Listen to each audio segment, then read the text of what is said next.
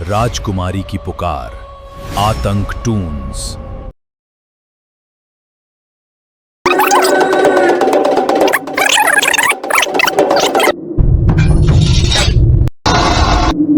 नहीं। कौन है वहां?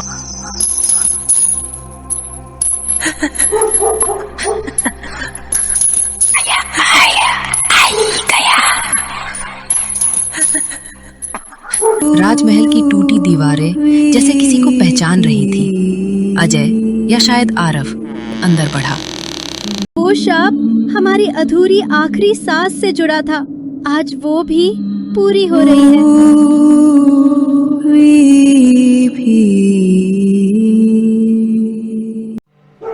रात का वक्त था।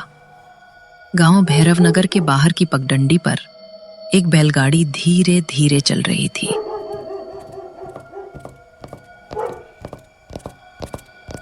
उस बैलगाड़ी में बैठा था अजय, एक अनजान नौजवान जो शहर से यहाँ रहने आया था। हवा में कुछ अजीब सी सरसराहट थी, जैसे कोई उसका इंतजार कर रहा हो। अरे भाई, ये रास्ता तो बड़ा सुनसान है। बहुत दिन गांव छोड़े हो गया, शायद इसकी वजह से तो नहीं लग रहा है। बाबूजी, रात का टाइम है, जल्दी पहुंच जाएं तो अच्छा होगा। राजमहल के पास से निकलना ठीक नहीं है। राजमहल? कौन सा राजमहल? पुराना महल है साहब, राजा वीरेंद्र सिंह का। कहते हैं वहां रात को किसी की हंसी सुनाई देती है। कोई चलता है, कोई पुकारता है, आ गया आ गया, पर कोई दिखता नहीं। लगता है सच कहा था, यहाँ रात को कोई नहीं निकलता। अजय ने हंसकर बात टाल दी, पर हवा में एक अजीब गूंज थी। आ गया आ गया, जैसे किसी को सच में उसकी वापसी का इंतजार था।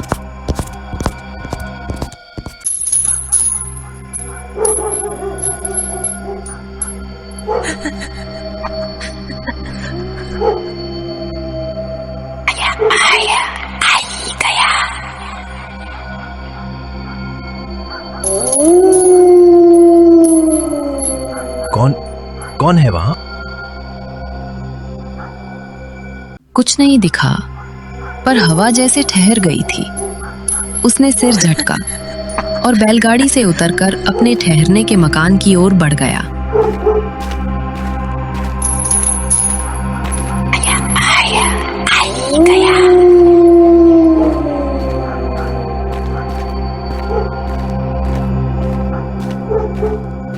अगली सुबह गांव में हलचल थी। हर तरफ फुसफुसाहट, जैसे रात किसी डरावनी बात की गवाह बनी हो। अरे राम राम, कल रात मैंने देखा था राजमहल के पास से कोई साया चला जा रहा था। कदमों की आवाज थी, जैसे कोई मेरे पीछे चल रहा हो। मैं दौड़ा, मगर वो रुक ही नहीं रहा था।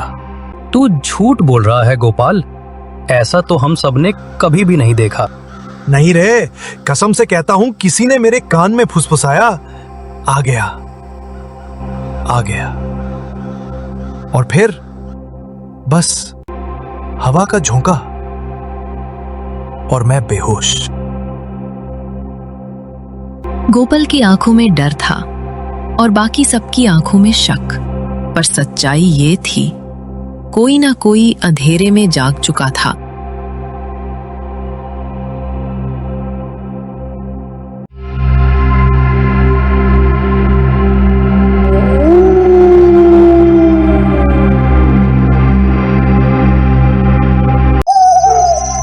शाम होते ही गांव फिर शांत हो गया। अजय अपनी खिड़की से बाहर झांक रहा था, राजमहल की दिशा में, जहां धुंध में एक परछाई हिल रही थी।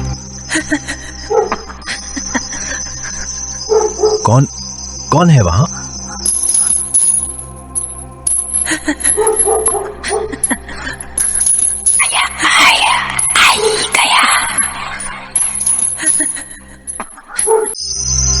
अजय के रोंगटे खड़े हो गए। उसे लगा ये हवा नहीं थी, कोई उसे सच में पुकार रहा था। वही पुरानी हवा, वही खामोशी, और आज कुछ अलग था। गोपाल घर लौट रहा था, हाथ में लालटेन, आंखों में थकान। वो नहीं जानता था कि इस रात उसका नाम गांव की कहानी बन जाएगा।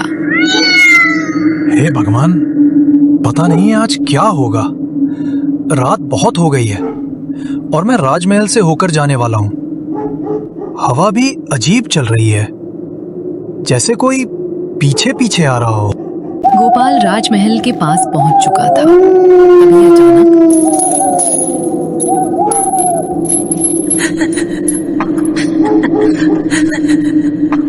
कौन है वहां? रमेश, तू है क्या?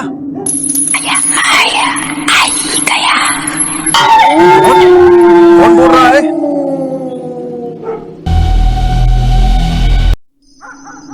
रात हो चुकी थी, पूरा गांव सो चुका था, लेकिन अजय अपने बिस्तर पर लेटा था। उसे नींद नहीं आ रहा था। वो राजकुमारी नाम से उसके दिल में अजीब सी एहसास हो रहा था। तभी अचानक हवा में किसी की फुसफुसाहट आई, धीरे धीरे, जैसे कोई पास आ रहा हो।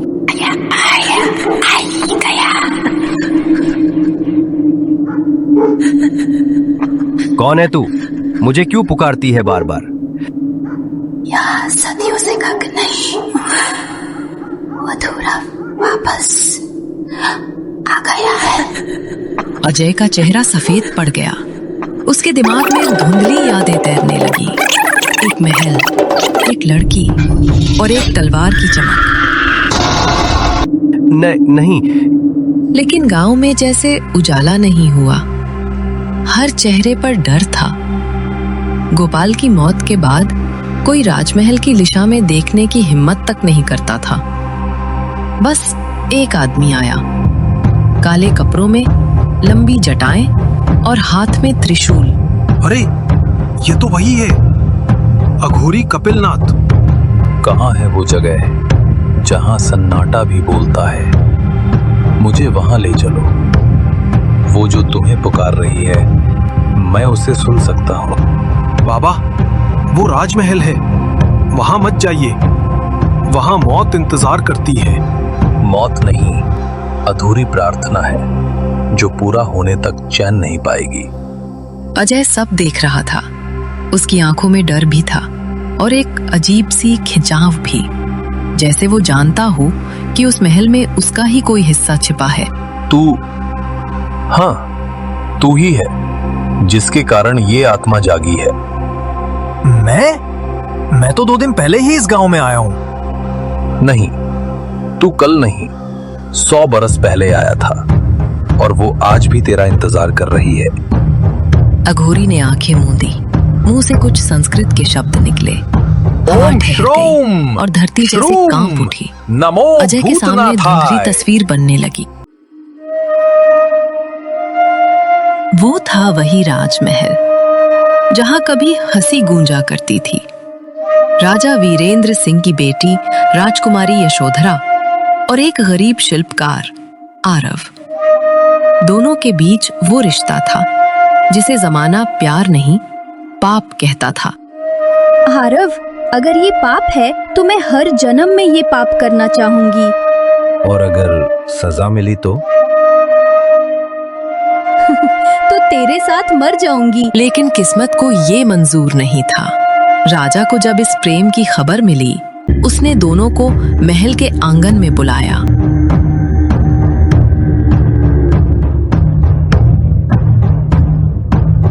मंत्री, तुमने मुझे बताया भी नहीं कि मेरी बेटी एक कारीगर के साथ प्रेम कर रही है। इतनी बड़ी बात और तुम चुप। महाराज, मैंने रोकने की। चुप अक्षम व्यक्ति। मंत्री की बात पूरी होने से पहले ही राजा का क्रोध फट पड़ा। कमरे में मौजूद हर सैनिक जान गया था कि अब महल में रक्त पिपासा जैसी खामोशी छा चुकी है। अजय, तुझे कौन सा हक मिला राजकुमारी यशोधरा के दिल में जगह बनाने का? अजय की आवाज उसके ही कानों को अनजान लग रही थी। डर उसके शरीर में गहरी जड़ें जमा चुका था। महाराज, प्रेम अपने आप हो गया। प्रेम? मैं एक कारीगर राजकुमारी से मेरे सामने? ये अपराध है, सजा मौत है। मृत्यु का शब्द हवा में ऐसा तैर रहा था जैसे दीवारें भी उसे दोहरा रही हों। सैनिकों, इसकी गर्दन उड़ा दो। नहीं, मत करो, वो मेरा जीवन है।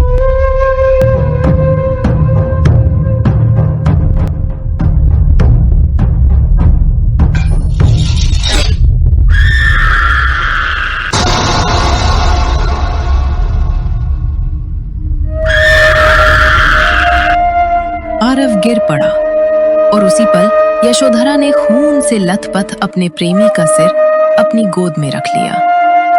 अगर प्रेम गुनाह है तो ये महल ही मेरा श्राप बने। जो भी यहाँ आएगा वो मुझसे बिछड़ कर नहीं जाएगा।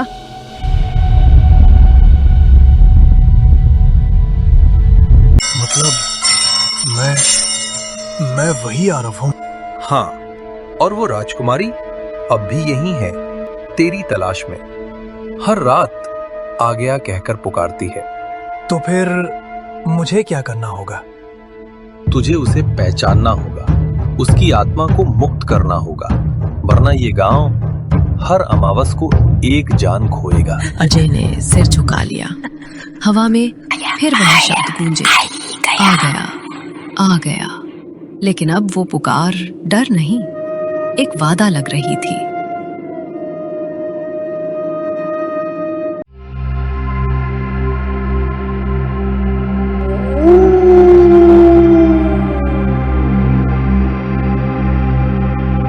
रात फिर से उतर आई थी। राजमहल की टूटी दीवारें जैसे किसी को पहचान रही थी। अजय या शायद आरव अंदर बढ़ा। हर कोने से जैसे किसी की सांसें टकरा रही थी। यशोधरा, अगर तू सच में है तो सामने आ जा। कुछ पल सन्नाटा रहा, फिर दीवार पर हल्की रोशनी फैली और सामने परछाई बनी। चेहरे पर मुस्कान, आंखों में आंसू। तू आ ही गया। कितनी सदियां बीत गईं, पर तेरा वादा अब भी जिंदा है। यशोधरा, मैंने तुझे नहीं खोया था, तूने मुझे खो दिया था। पहले तो मैं ही तेरी गोद में मर चुका था, तेरे हाथों में, तेरी आंखों के सामने, राजा के सिपाही की तलवार से। बस इसी वजह से मैंने खुद को मार लिया था आरव। जब तू मेरी गोद में गिरा, तेरा खून मेरे हाथों में गर्म था और तेरी आंखें धीरे धीरे बंद हो रही थी। मैं तेरे बिना कैसे जीती? मैं बोल नहीं पाया था, पर मैं था वहां, तेरे पास, तेरी गोद में। तू मुझे पकड़े रो रही थी और मैं मर चुका था। तेरे आंसू मेरी गर्दन पर गिरते रहे, पर मैं हिल भी नहीं पाया। मैंने सोचा था अगर तू चला गया तो मुझे भी उसी पल जाना चाहिए। इसलिए मैंने तेरे सीने पर सर रखकर अपनी छुरी खुद में उतार दी, ताकि हमारी सांसें एक ही पल थमे। और जब हम दोनों वहां पड़े थे, खून में भीगे हुए, मैंने आखिरी बार तेरी उंगलियां अपने हाथ में महसूस की थी। मृत्यु भी हमें अलग नहीं कर पाई यशोधरा। मृत्यु ने हमें रोका नहीं, पर जन्मों ने रोक लिया आरव। हम उसी पल अधूरे हो गए थे। हाँ, उस रात हमारी आत्माएं अलग नहीं हुई थी, बस बंध गई थी, एक दर्द में, एक अधूरी कसम में, एक ऐसी पुकार में जिसे कोई सुन नहीं पाया सिवाय हमारे। इसीलिए मैं हर जन्म में तुम्हें पुकारती रही। हर बार अमावस की रात, वही महल, वही शाप, वही दर्द हमारा इंतजार करता रहा जब तक तुम लौट ना आओ। तो इस जन्म में मैं इसलिए लौटा कि तू मुक्त हो सके, या हम दोनों? आरव, क्योंकि मुक्ति कभी अकेली नहीं मिलती। या तो दोनों बचते हैं या दोनों बन जाते हैं, और हम पिछले जन्म की अधूरी मौत में बंधे थे। तो आज हम उस रात को पूरा करेंगे, अपनी कहानी, अपनी मृत्यु, अपनी मुक्ति, सब कुछ। हाँ, इस बार हम किसी राजा, किसी तलवार, किसी डर से नहीं मरेंगे। इस बार हम खुद अपनी इच्छा से अपने प्रेम की अग्नि में बंधनों को तोड़ेंगे।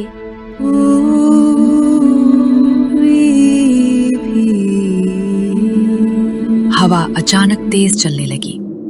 दिया कांपने लगा। चारों तरफ हल्की सफेद रोशनी फैल गई, जैसे कोई शक्ति उतर रही हो। हमारा दर्द, हमारी पुकार, हमारी मौत अब खत्म हो रही है यशोधरा। अब कोई अमावस किसी की जान नहीं लेगी। और अब राजमहल शापित नहीं रहेगा, क्योंकि वो शाप हमारी अधूरी आखिरी सांस से जुड़ा था। आज वो भी पूरी हो रही है।